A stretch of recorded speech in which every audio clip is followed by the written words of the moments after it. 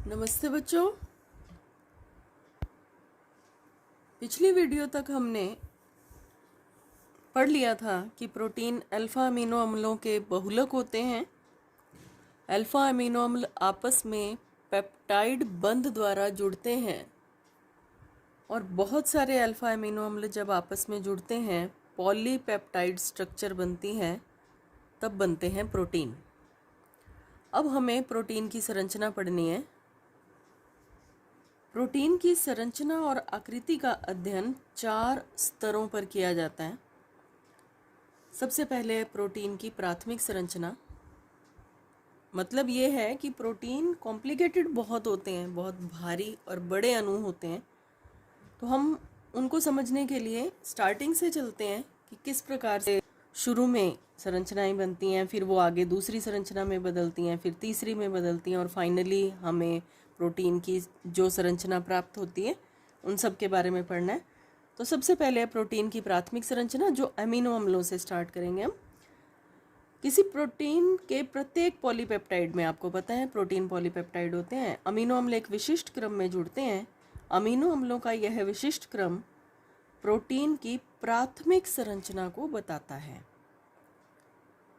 जब अमीनो अम्ल आपस में जुड़ते जाएंगे पेप्टाइड बॉन्ड के द्वारा, तो कौन कौन से अमीनो अम्ल जुड़े हुए हैं, किसके बाद कौन सा आ रहा है, ये उसकी प्राथमिक संरचना होती है।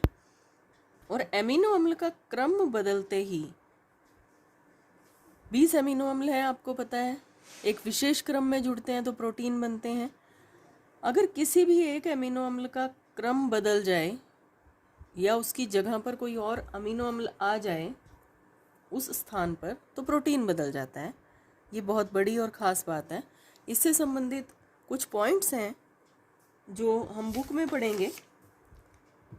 हालांकि वो पॉइंट्स यहाँ प्रोटीन की प्राथमिक संरचना में लिखने ज़रूरी नहीं है। प्राथमिक संरचना इतनी है जितनी हमने एक्सप्लेन कर दी, लेकिन उन पॉइंट्स पर अलग से प्रश्न पूछ लिए जाते हैं, इसलिए आपको पॉइंट को बुक में मैं पढ़ा रही हूँ। हम इसको देखेंगे बुक पेज नंबर 311 पर। पेज नंबर 311 सेकंड कॉलम में पढ़ रहे हैं प्रोटीन की प्राथमिक संरचना, जो हम पढ़ चुके। अब यहाँ पर हमने अपनी बात को ख़त्म किया था कॉपी में कि प्रोटीन में किसी भी एक अमीनो अम्ल के बदलते ही या उसका क्रम बदलते ही पूरे प्रोटीन की संरचना बदल जाती है। तो यहाँ पर एग्जाम्पल दिया हुआ है हीमोग्लोबिन का। यह एक प्रोटीन है, एक्चुअली यह क्रोमोप्रोटीन है। प्रोटीन्स के इस वर्गीकरण को या इस प्रकार को भी हम पढ़ेंगे, लेकिन पहले हम प्रोटीन्स की पूरी संरचना पढ़ लें। क्रोमोप्रोटीन का संक्षेप में आपको बता देते हैं कि जब प्रोटीन के साथ कोई वर्णक जुड़ा रहता है, कोई भी वर्णक, रंगीन पदार्थ प्रोटीन के साथ जुड़ा रहता है, तब हम उसे क्रोमोप्रोटीन कहते हैं। हीमोग्लोबिन में प्रोटीन भाग है ग्लोबिन, और इसके साथ हीम, यह लाल रंग का वर्णक है जो जुड़ जाता है, तो ये बन जाता है हीमोग्लोबिन। तो हीमोग्लोबिन में जो प्रोटीन है हीमोग्लोबिन का, वो है 574 अमीनो अम्लों के मिलने से बना है। उसकी जो प्राथमिक संरचना है या उसकी जो पॉलीपेप्टाइड चेन है, प्राथमिक संरचना, वो 574 अमीनो एसिड्स के मिलने से बनी है। और इसमें केवल एक अमीनो अम्ल का परिवर्तन कर दिया जाए, मतलब इसके 574 अमीनो अम्ल।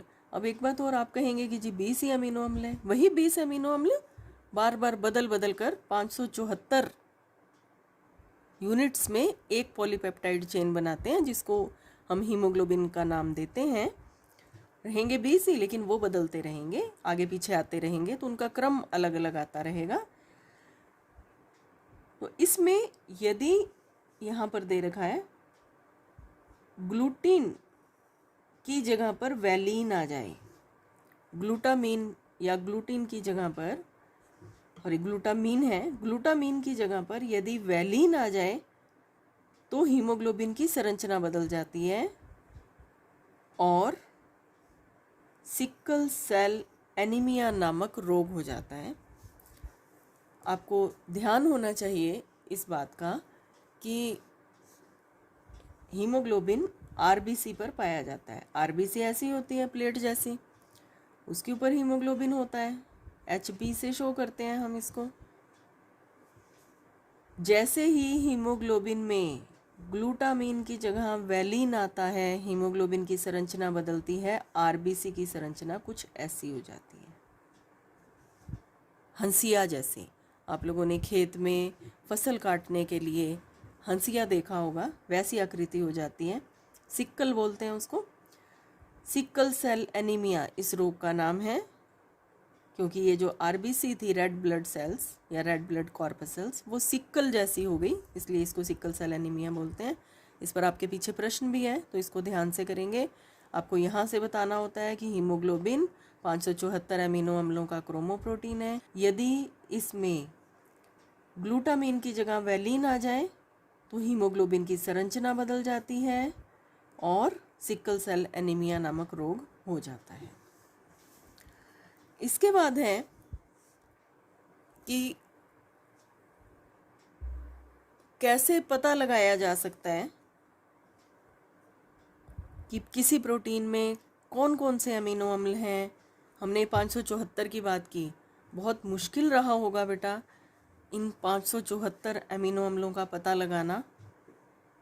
याद रखिए 20 ही अमीनो अम्ल हैं, अलग अलग क्रम में लगे रहते हैं, तो इनका पता लगाना बहुत मुश्किल रहा होगा। क्या प्रोसेस अपनाया जाता है उसके लिए, उसकी प्राथमिक संरचना का पता लगाने के लिए अम्ल क्षार या एंजाइम किसी भी तरीके से इस प्रोटीन के अमीनो अम्लों को एक एक करके अलग किया। तो अलग करने के लिए या तो अम्ल की उपस्थिति में या क्षार या एंजाइम की उपस्थिति में प्रोटीन का जल अपघटन किया जाता है। क्रमागत जल अपघटन मतलब एक के बाद एक एमिनो एसिड अलग किया जाएगा। एक एमिनो एसिड को अलग किया जल अपघटन के द्वारा, उसकी पूरी स्टडी की कि यह कौन सा एमिनो अम्ल है। बहुत बड़े प्रयोग करने पड़ते हैं।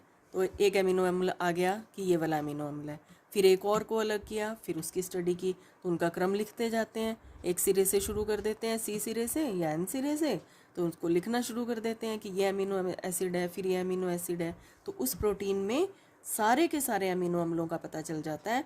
और सबसे पहले 1958 में फ्रेडरिक सेंगर नाम के वैज्ञानिक थे, उन्होंने इंसुलिन नाम के प्रोटीन, इंसुलिन जो अग्नाशय से स्रावित हार्मोन है जो ब्लड शुगर लेवल को कंट्रोल करता है, उसका सबसे पहले पता लगाया था कि उसमें कितने अमीनो एसिड हैं और कौन कौन से हैं। तो सबसे पहले इंसुलिन की स्टडी की गई थी प्रोटीन की, और उसमें 51 अमीनो अम्ल होते हैं जो सबसे पहले ढूंढा गया या जिसके बारे में प्रयोग किए गए, पता लगाया गया।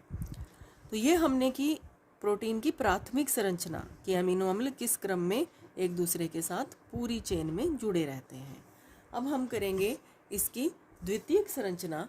जो प्रोटीन की द्वितीयक संरचना है उसमें जो ये प्राथमिक संरचना पेप्टाइड चेन होती है, प्राथमिक संरचना का मतलब है जस्ट इस प्रकार से एक पॉलीपेप्टाइड चेन बन गई, उसको प्राथमिक संरचना कहा, जो हमें उसकी बेसिक नॉलेज देती है उस प्रोटीन की कि कौन कौन से अमीनो अम्ल हैं। अब ये वाली जो पॉलीपेप्टाइड श्रृंखलाएं हैं ये आपस में एक दूसरे से जुड़नी शुरू हो जाएंगी और इनके जुड़ने पर बनेंगी द्वितीयक संरचनाएं। तो द्वितीयक संरचना के बारे में देखते हैं।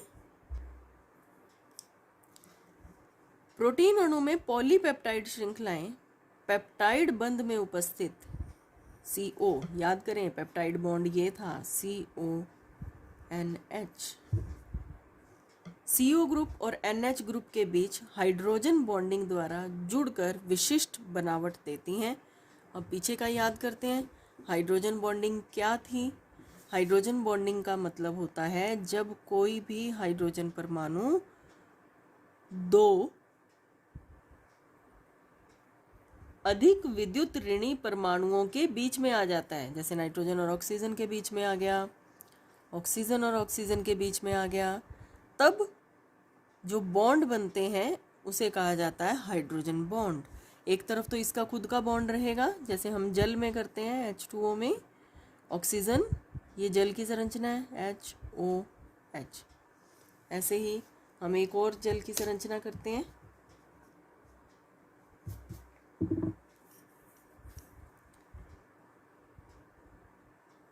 HOH।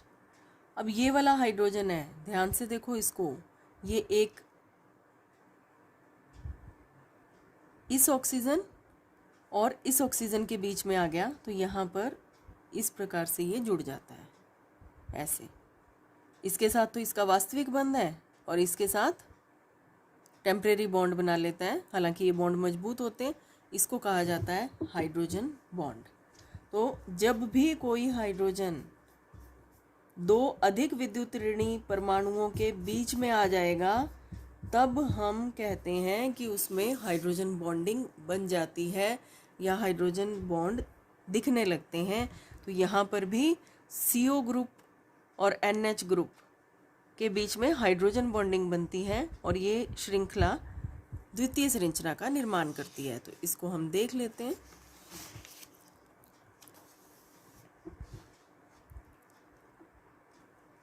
इनकी द्वितीयक संरचना दो प्रकार की हो सकती है, अल्फा हेलिक्स संरचना और बीटा प्लीटेड शीट संरचना।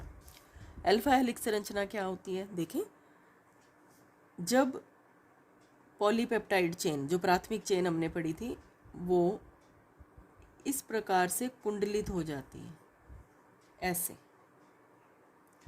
कुंडलित हो जाती है, घूम जाती है, तो यहाँ पर कुंडलित होने के बाद आमने सामने जो भी CONH आएंगे उनके बीच में हाइड्रोजन बॉन्ड बन जाएंगे इस प्रकार से। इसमें पॉलीपेप्टाइड श्रृंखला दक्षिणावर्ती पेच के समान, मतलब दाएं हाथ की तरफ घूमी रहती है, मुड़ी रहती है। प्रत्येक अमीनो अम्ल इकाई का NH ग्रुप अगले मोड़ पर स्थित CO ग्रुप के साथ हाइड्रोजन बॉन्ड बनाता है। NH की भी दो संयोजकता होती है, CO की भी दो संयोजकता होती है, इसलिए इनको ऐसे शो किया गया, हाइड्रोजन बॉन्ड बनाता है। तो हर अमीनो अम्ल का NH भी और CO भी जो अगले मोड़ पर, ये देखो ये मोड़ आ गया, अगले मोड़ पर स्थित CO ग्रुप के साथ हाइड्रोजन बॉन्ड बना लेता है, एक का NH और दूसरे का CO। इसके लिए जो डायग्राम है, आपको डायग्राम बनाना है चित्र 14.13b, ये बुक में दिखा रखा है। ये पॉलीपेप्टाइड चेन दिखा रखी है घूमी हुई, बिल्कुल इसी दिशा में घुमानी है बेटा आपको, और CO अगले मोड़ के NH, ये एक, ये अगला मोड़ आ गया, इसके साथ दिखाता है हाइड्रोजन बॉन्ड। ऐसे ही यहाँ पर जो COO है, ये घूमने के बाद आ गया CO अपने ही जैसे, ध्यान देना बेटा, ये इधर को थी तो इस वाले के साथ ही हाइड्रोजन बॉन्ड बना रहा है, ये इस तरफ आ रही है तो इसी के साथ हाइड्रोजन बॉन्ड बना रहा है। तो CO और इधर वाला NH, CO और इधर वाला NH। अब इधर है और ये ऐसे है तो ये आगे वाले से बनाएगा, इस बात का आपने ध्यान रखना है। चैन को आप जरूरी नहीं है ऐसे डबल बनाएं, आप इजी वे में इसको सीधा बना सकते हैं इस प्रकार से। अब इसकी बॉन्डिंग यहाँ होगी ऐसे और इसकी बॉन्डिंग यहाँ होगी इस प्रकार से, ठीक है। तो ये इसकी प्राथमिक संरचना होती है, आपको ये वाला डायग्राम बनाना है। द्वितीयक संरचना होती है अल्फा हेलिक्स स्ट्रक्चर। दूसरी प्रकार की जो द्वितीयक संरचना है वो है बीटा प्लीटेड शीट संरचना। सभी पॉलीपेप्टाइड श्रृंखलाएं अधिकतम विस्तार तक खींच जाती हैं, इलास्टिसिटी होती है, अधिकतम विस्तार तक खींचकर एक दूसरे के पार्श्व में, एक पॉलीपेप्टाइड चेन दूसरी तीसरी एक दूसरे के पड़ोस में स्थित हो जाती हैं और फिर ऐसे हाइड्रोजन बॉन्ड के द्वारा जुड़ जाती है इस प्रकार से। उसमें हाइड्रोजन बॉन्ड यूँ थे और इसमें इस प्रकार से। यह मुलायम होती है परंतु लचीली नहीं होती, ध्यान रखना। जो ये वाली स्ट्रक्चर होती है ये हार्ड स्ट्रक्चर होती है लेकिन लचीलापन रहता है इसमें। यह सॉफ्ट स्ट्रक्चर होती है अल्फा प्लेटेड संरचना, लेकिन इसमें लचीलापन नहीं होता। इसका उदाहरण है सिल्क, और इसका जो उदाहरण है आपको यहाँ पर लिखवाया है, इसमें मुक्त घूर्णन नहीं होता। यह बहुत दृढ़ प्रोटीन होता है परंतु इन्हें खींचा जा सकता है। ये है ऊन या बाल, स्ट्रॉन्ग है लेकिन इलास्टिसिटी भी रहेगी। अल्फा प्लेटेड संरचना हमने कर लिया, ये अधिकतम विस्तार तक खींच कर, ये पहले ही खींच गई और नहीं खींचेगी, बनने से पहले ही खींच चुकी है। ये बहुत सॉफ्ट होती है क्योंकि इसमें कुंडलन नहीं होते, इसलिए बहुत मुलायम रहती है, परंतु इसमें खिंचाव नहीं होता। उदाहरण है सिल्क। अब इसके बाद जो बाकी की जो दोनों संरचनाएं हैं, तृतीयक संरचना और चतुष्क संरचना, वो हम किताब में देखते हैं। प्रोटीन की तृतीयक संरचना। तृतीयक संरचना में अब पहले सिंगल सिंगल चेन थी, वो आपस में जुड़नी शुरू हुई तो द्वितीयक संरचना बनी। अब द्वितीयक संरचना जब एक दूसरे के ऊपर लिपट जाती है, ध्यान करें, आप सबने ऊन देखी होगी, ध्यान देना, आपके घर में ऊन के धागे आपको कहीं ना कहीं मिल जाएंगे। जो आपको एक सिंगल धागा दिख रहा है ऊन का, अगर आप उसमें थोड़ी सी शरारत करें या उसको खोलें तो वास्तव में वो कुछ पतले पतले धागों को गूंथ करके, या हम आपकी लोकल लैंग्वेज में वो बोलूँ तो उनको बट कर बनाया जाता है। एक डोरी के रूप में बिल्कुल पतले पतले धागों को इकट्ठा कर दिया जाता है और वो एक सिंगल धागा जो आपको उनका नज़र आ रहा है वो बनता है। तो जो बिल्कुल पतले धागे हैं जो आप उस ऊन को बिखेर कर अलग करेंगे, वो तो हो गई प्राथमिक संरचना। उनको इकट्ठा करने के बाद जो एक सिंगल धागा आपको नज़र आ रहा है वो हो गई द्वितीयक संरचना। और जब ये द्वितीयक संरचना एक गोले के रूप में आ गई, एक दूसरे के ऊपर द्वितीयक संरचना बन गई और एक दूसरे के ऊपर ऊपर लिपटनी शुरू हो जाती है, उसको बोलते हैं तृतीयक संरचना। प्रोटीन की तृतीयक संरचना त्रिविमीय होती है। पॉलीपेप्टाइड श्रृंखलाओं के समग्र वलन अर्थात द्वितीयक संरचना के और अधिक वलन को प्रदर्शित करती है। इसमें पॉलीपेप्टाइड श्रृंखलाएं, ये मुख्य बात आ रही है कि इसमें जब एक दूसरे के ऊपर पॉलीपेप्टाइड श्रृंखला एक दूसरे के ऊपर ऊपर चलेगी तो कुछ आकर्षण बल होंगे। इसमें द्वितीयक संरचना में केवल हाइड्रोजन बॉन्ड थे, इसमें कुछ और भी बॉन्ड होंगे, हाइड्रोजन बॉन्ड, आयनिक बंध, डाइसल्फाइड बंध और स्थिर विद्युत आकर्षण बल। ये परीक्षा में पूछा जाने वाला प्रश्न है कि तृतीयक संरचना में कौन कौन से बॉन्ड बनते हैं। सेकेंडरी में सिर्फ हाइड्रोजन बॉन्ड बने थे द्वितीयक संरचना में, और तृतीयक में ये और बंध भी बनते हैं। और किसी भी जो प्रोटीन की बेसिक स्ट्रक्चर होती है, या हम ये कहें कि हर प्रोटीन तृतीयक संरचना तक तो बनाता ही बनाता है। प्राथमिक तो बनेगी ही बनेगी, पॉलीपेप्टाइड चेन है, द्वितीयक भी बनती है, और तृतीयक संरचना तक प्रत्येक प्रोटीन निर्माण करता है अपनी संरचना का। और इसमें या तो गोलाकार संरचना बनती है या रेशेदार आकृति बनती है। इन दोनों के बारे में भी पढ़ेंगे, गोलाकार आकृति और रेशेदार आकृति। आगे है प्रोटीन की चतुष्क संरचना। ये जो प्रोटीन की चतुष्क संरचना है, ये सभी प्रोटीन में चतुष्क संरचना नहीं बनती। कुछ ही प्रोटीन है जो चतुष्क संरचना बनाते हैं। ये कब बनेंगी? ये बनती हैं, यहाँ पर आप ध्यान देना, जब 2 से ज़्यादा पॉलीपेप्टाइड श्रृंखलाएं हैं। यहाँ पर एक जैसी ही पॉलीपेप्टाइड श्रृंखलाएं थी जो आपस में गूंथती गई और एक धागा बना लिया, द्वितीयक संरचना बन गई। वो धागा जब एक दूसरे के ऊपर लिपटना शुरू हो गया तो तृतीयक संरचना बन गई। 2 पॉलीपेप्टाइड श्रृंखलाएं हों अलग अलग, उनसे जो फाइनल संरचना बनती है वो होती है उसकी चतुष्क संरचना। इसलिए हर प्रोटीन में नहीं पाई जाएगी, कुछ ही प्रोटीन ऐसे होंगे जो 2 या 2 से अधिक पॉलीपेप्टाइड श्रृंखलाओं के बने होते हैं। इनको कहते हैं उप इकाइयाँ। और ये द्विक स्थान व्यवस्था जो बनाती हैं, डबल व्यवस्था जो इनमें बनती है, उसे कहा जाता है चतुष्क संरचना। एनसीईआरटी में इससे संबंधित बहुत बढ़िया डायग्राम दे रखा है, वो मैं आपको दिखा देती हूँ, आप इसको और समझ पाएंगे। देखिए,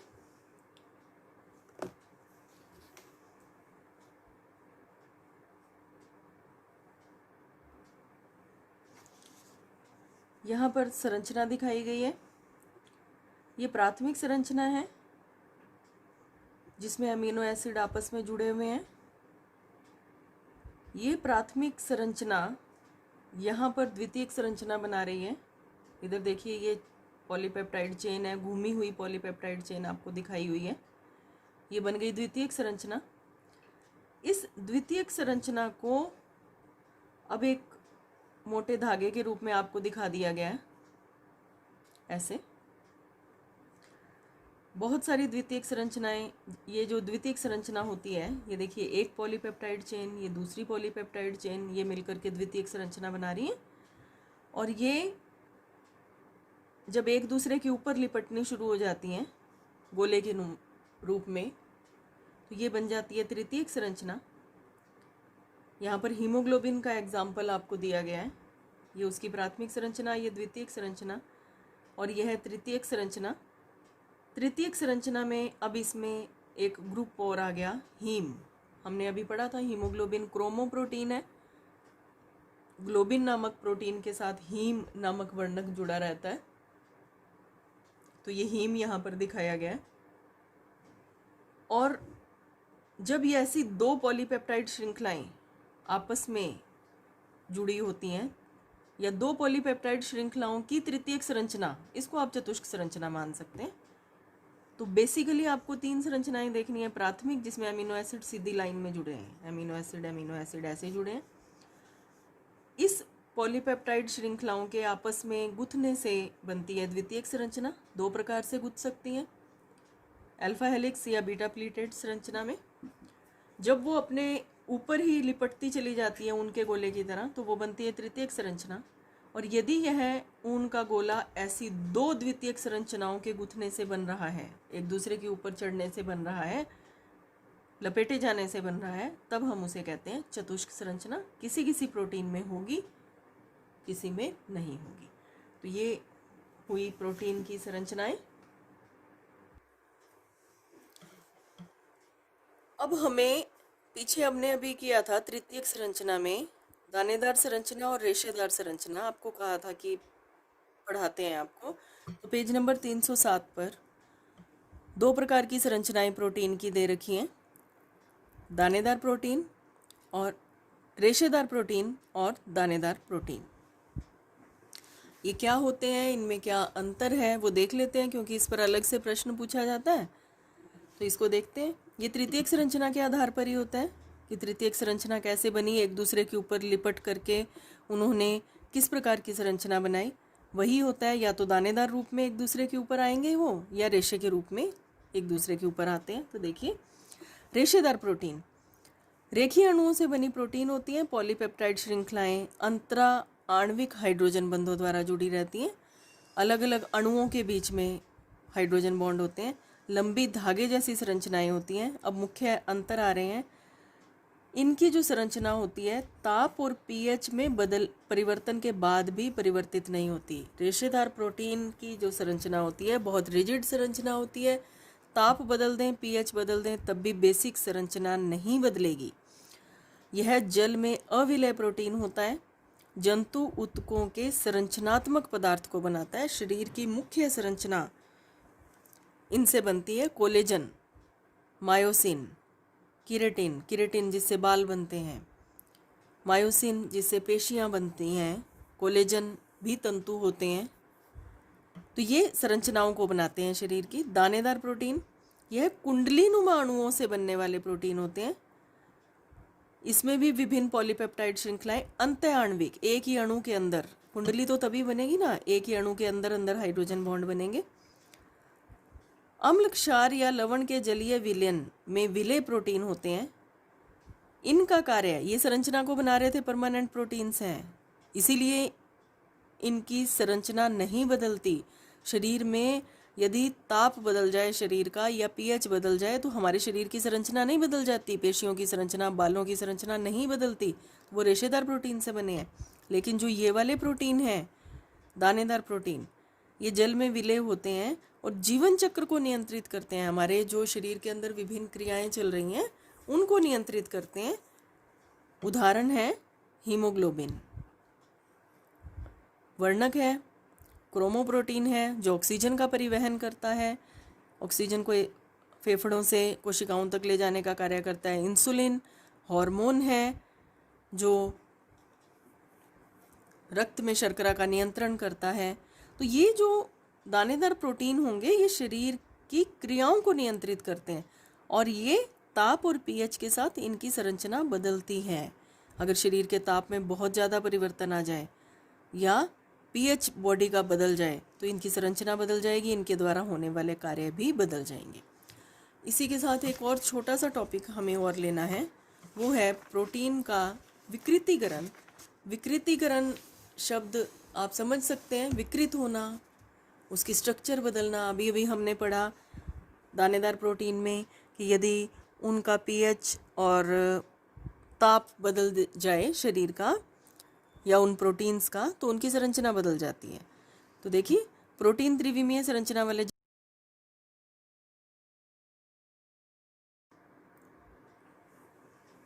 अणु होते हैं जिनमें ताप, दाब या पीएच उनका बदल जाए तो उनकी प्राकृतिक संरचना बदल जाती है, प्राकृतिक संरचना बिखर जाती है। और ऐसा इस वजह से होता है कि हाइड्रोजन बॉन्ड अस्त व्यस्त हो जाते हैं। इस कारण से उस प्रोटीन की संरचना बदल जाती है और इसको कहा जाता है विकृतीकरण। अब विकृतीकरण का प्रभाव क्या होता है? वो अपनी जैविक सक्रियता खो देते हैं। जो काम उनको करना होता है वो काम वो नहीं कर पाते। रासायनिक रूप से विकृतीकरण के कारण प्रोटीन की द्वितीयक और तृतीयक संरचना प्रभावित होती है, लेकिन प्राथमिक संरचना में कोई भी परिवर्तन नहीं होता।